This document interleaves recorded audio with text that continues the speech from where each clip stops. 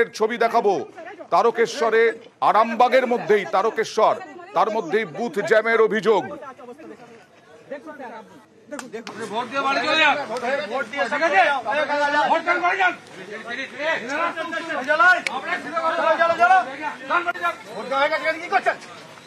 আপনাদের কাকা হয়ে গেছে, চলে যান, চলে যান, এখানে কেউ দাঁড়াবেন না, চলুন।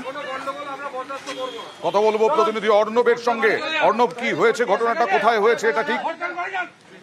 দেখো, এটা হচ্ছে 156 এবং 157 নম্বর বুথে একটা স্কুলে, এবং সেই বামুনপাড়া সেখানে এই বুথে বিজেপির অভিযোগ যে সেখানে সকাল থেকে বুথ জ্যাম করার জন্য বহিরাগত কিছু জড়ো করে সেখানে মানুষজনকে হুমকি দেওয়া হচ্ছে এবং ভোট দান থেকে বিরত থাকার জন্য তাদের হুমকি দেওয়া হচ্ছে। এই অভিযোগ পাওয়ার পর বিজেপি প্রার্থী সেখানে পৌঁছান এবং কার্যত তখনই বিজেপি যে সমস্ত সমর্থকরা ছিলেন তারা তৃণমূল কংগ্রেস যারা জমায়েত করেছেন তাদের দিকে ধেয়ে যান এবং একই সঙ্গে প্রার্থী নিজেকে উঠে যান এবং সেই সময় সেখান থেকে চম্পট দেয় এবং সেখানেই দেখা যায় গাঁজা বা মদের বিভিন্ন নেশাদ্রব্য সেগুলো রয়েছে এবং সেগুলো খেয়ে এই বদমাইশি করছে, এমনটা বিজেপি সমর্থকদের অভিযোগ।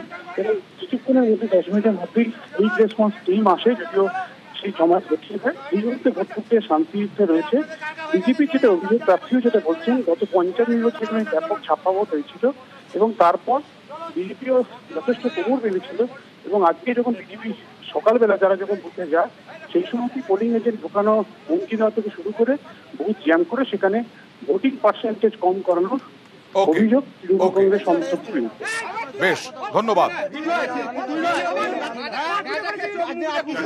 अंदर नहीं जा सकते हैं, लेकिन प्रिजाइडिंग ऑफिसर से परमिशन लीजिए। नहीं, हमने नहीं रोका मैडम। तो बूथ से पहले रोका दिया तो कैसे हाँ, परमिशन लेंगे? ये बूथ है ना, ये मैडम हमने नहीं रोका है किसी को।